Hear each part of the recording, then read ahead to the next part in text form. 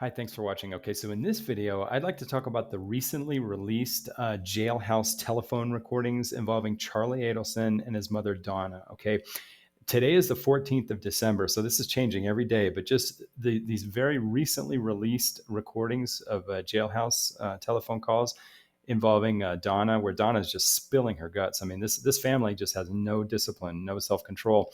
But amazingly, actually, we're learning some information now about WENDI's attitudes about this case. Okay, now WENDI, who is always saying, "I don't want to talk about the case. I don't want to talk about the case."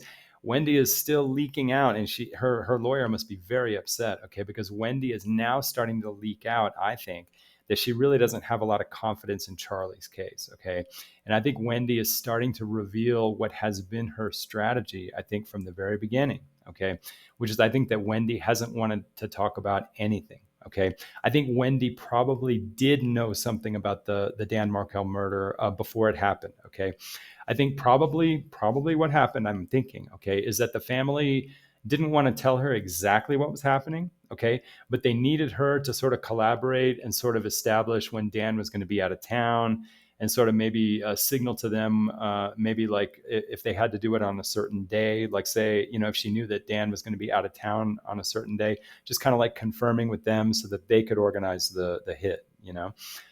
When I say they, I mean Charlie and Katie Magbanawan, right? And so I think that, I think WENDI did not know exactly what was happening. I'm thinking, but I think when they told her about the TV and her mom made the confirmation that the TV repairman would be coming on that particular day when Dan was killed, I think these were like indirect signals, okay, where Katie could credibly tell a court, "Oh, I didn't know exactly what they meant." Were you involved in any way in the plot to kill your ex-husband? Absolutely not. Did you know it was going to happen, but maybe not know the details? I knew nothing. But I think in the family, that was code language that was meant to sort of give her enough of a hint of what was happening, and also making it very clear that she had to supply information, or she was encouraged to supply information, sort of making very clear when Dan was going to be out of town or when he was going to be in town and that sort of thing. Okay, so I'm thinking that in that sense, I'm thinking that WENDI was really part of the plan. Okay, but I think she wants to tell herself, she wants to believe that because she wasn't involved in the direct orchestration, you know what I mean? She was sort of a satellite to the core orchestration. I think she wants to believe that, oh my God, Charlie screwed up, Charlie did this. But I think now we can see that she really has believed for a long time, I believe, okay, that she has a lot of questions about Charlie's responsibility for this, okay, and that it's very clear that her attorneys told. Now we know, and actually we kind of got a hint of this in the trial testimony, but now we know that WENDI has been told not to talk about this case for like 7 years. For the last 7 years, she's been told not to talk about this case. Have you ever privately confronted your brother about his role or possible role in the murder? My attorney has advised me not to have conversations with anyone in my family about the case. How soon after the murder did your lawyer advise you not to talk to your family about it? In 2016.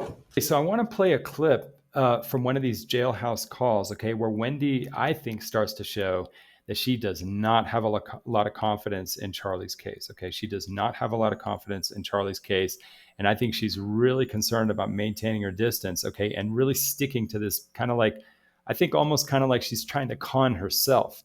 I think WENDI's trying to con herself that, okay, I didn't have anything directly to do with the murder. I did not have anything directly to do with the murder. I didn't do anything wrong.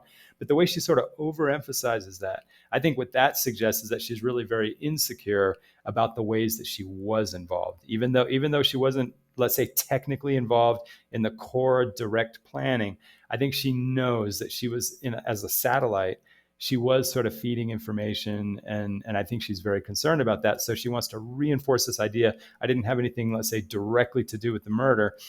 But now we can see that she really does have a lot of questions about Charlie's involvement, or maybe she dimly, deep down, knows that Charlie really was responsible for this.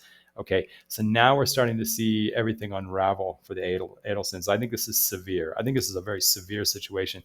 So let's just look and listen to this one jailhouse, let's say this one segment of a jailhouse call where now we're getting to know what Wendy thinks about all this. Okay. And let's listen to this. Okay. This is Donna talking about Wendy, texting with Wendy, but now we can see what Wendy thinks, and we're actually getting to see Wendy actually talk about the case. So let's hear what she has to say. I'm not responsible in any way for Charlie's situation. I am not guilty because I did not do anything wrong, and I was not involved in any way with Danny's death. Who she was. When I was interviewed by the police and testified in court, I told the truth as I was required. Okay, so that was text messages read by Donna, but those are text messages from Wendy, right? So now we can see, basically Wendy's attitude about this whole case. Okay, I think Wendy's attitude is basically Charlie screwed up.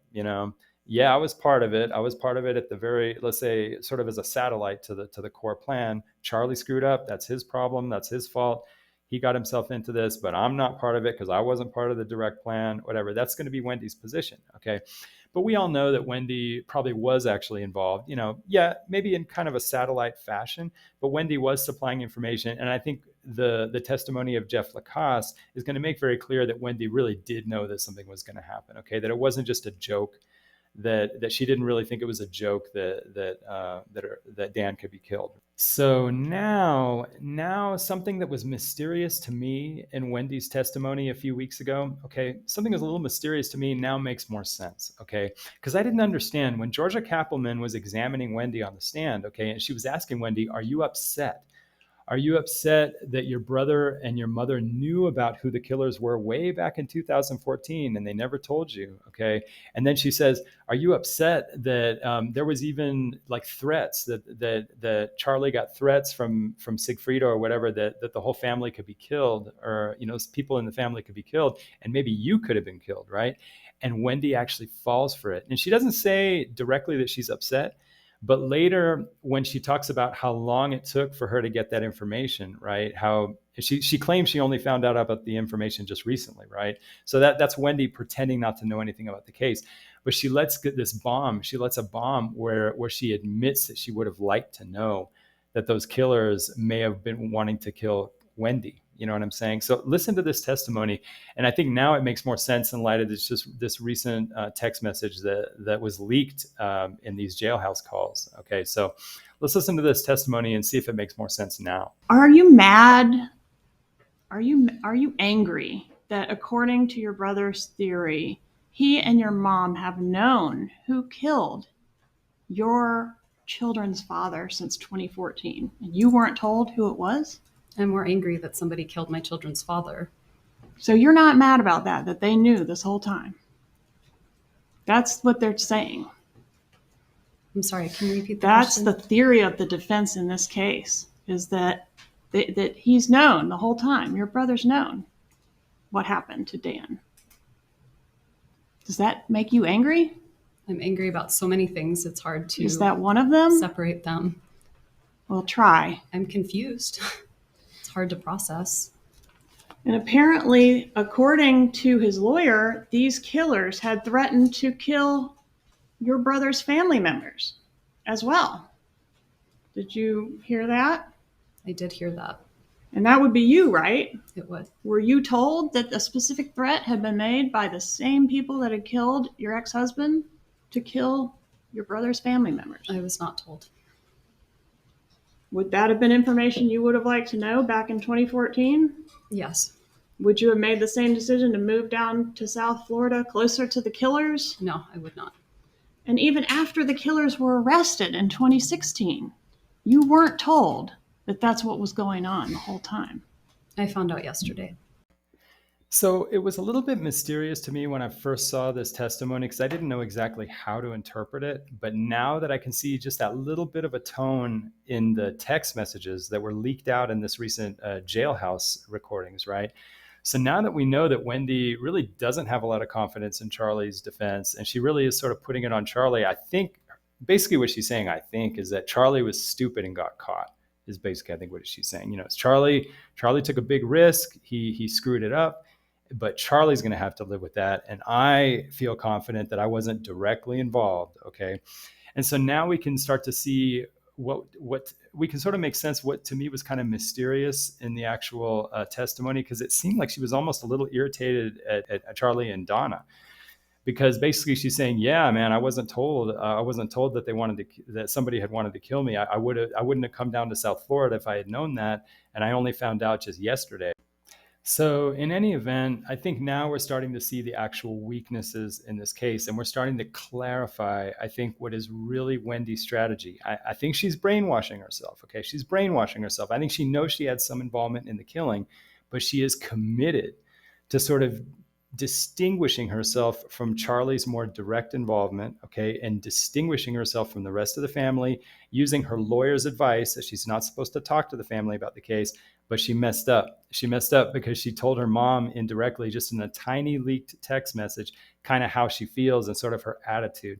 And unfortunately, and it's devastating, I think, for the whole defense, for the whole family, Wendy is now showing signs, even though it's very, very, you have to kind of read between the lines, but I think she's demonstrating that she doesn't have a lot of confidence in Charlie's defense, which is, I think, a way of saying she knows that Charlie did this, right? And so basically now we can see that her defense strategy has always been that she kind of knows exactly what happened. She knows that Charlie is responsible. But on the advice of her attorney for the last 7 years, she's been distancing from the family. She won't even talk about the case to the family. And she's committing herself, brainwashing herself to this idea that she didn't have anything directly to do with the killing, right? That's going to be her position. I think she's kind of brainwashing herself. And the reason I think she's being a little dishonest with herself is that when she's being examined on the stand just a few weeks ago, right, she gets the most nervous, okay, when she's sort of prodded about ways that she could have been involved, okay, or that maybe she could have expressed knowledge that her family was involved in the early stages, right? So let's look again at these key moments in testimony that for me were a little bit mysterious at the time, but now I can see Wendy seems the most nervous when Georgia Kappelman starts to get at, I think, what is actually the truth of this case, that she was a little bit involved. You know, I'm not going to say she was at the core of the plan, but she was kind of aware, I think, that something was going to happen to Dan. And I think she was kind of enough involved that, you know, she probably does have every reason to be really, really scared now. Okay, so now let's look back at this testimony from just a few weeks ago. And I think we can agree this is, I think, the most nervous place. This is where Wendy, I think, even though she tries to put on a brave poker face, I think now we can see this is, I think, where she feels the most insecure. Okay, so let's take a look at these clips here. Were you involved in any way in the plot to kill your ex-husband? Absolutely not. Did you know it was going to happen, but maybe not know the details? I knew nothing. Is that why you went to the crime scene on the day of the homicide? I did not go to the crime scene on the day of the homicide. Do you know who all was involved in the murder? Well, I learned today, but at the time, no. Have you ever privately confronted your brother about his role or possible role in the murder? My attorney has advised me not to have conversations with anyone in my family about the case. But you had a close relationship with your brother at the time of the murder, right? I absolutely had a close relationship with my brother. And how soon after the murder did your lawyer advise you not to talk to your family about it? In 2016. Okay, so what about the 2 years in between? Did you talk to him about it then? I mean, I talked to him about the fact that a murder occurred, but I guess I don't understand the question. Okay, so I think now we understand the case better. Okay, I think Georgia Kappelman has a theory on this. I think she says, did you maybe know it was going to happen, but maybe not know the details? That, I think, is Georgia's strategy. I think Georgia is probably believing that obviously the family kept Wendy from knowing all the details, but I think the evidence, I think, is going to show that I think Wendy knew it was going to happen. And I think that's what makes Wendy very nervous. Okay. I think there's a lot of evidence to suggest that, you know, the evidence from the testimony from Jeff Lacasse, just all the different little bits of circumstantial evidence around her sort of visiting the crime scene and the way she denies it. You know, this is where she gets the most nervous, the most emotional. And in the end, you know, she's like, I guess I don't understand the question. You know, just all this nervousness. To me, this is the place where I think Wendy is the most uncomfortable, because I think she wants to believe something very simple. And I think the reality is probably a little more uncomfortable. Okay, so, you know, this has been very interesting. These recent jailhouse recordings that are now coming out almost every day. Again, it's the 14th of December. So, you know, who knows if maybe more are going to come out. But now we're starting to get a little inside information. First of all, we can see the Adelsons aren't very disciplined. Their attorneys are probably very upset because they say they're not going to talk about the case, but they leak information, they leak attitudes, and that's very useful for us to understand really how they feel about each other and how they feel about the case. So, I think Wendi has tried to distance herself. She's tried to sort of brainwash herself that she really wasn't directly, centrally involved in the killing. But I think in the end, I think she knows that she's very uncomfortable about the actual truth. And I think she's exaggerating to say that she just had nothing to do with it. And I think you can see that from the nervousness in that testimony. It was a little mysterious to me as I was watching it at the time, but now with this context, now that we have the context of these jailhouse recordings and we can see how Wendi feels right now it makes a little more sense that Wendi is very uncomfortable about her liability and her involvement, and how she's maybe trying to minimize that on the advice of her attorney and just maybe brainwashing herself. So, that's pretty much my assessment at this point, and appreciate your patience, and thanks for watching.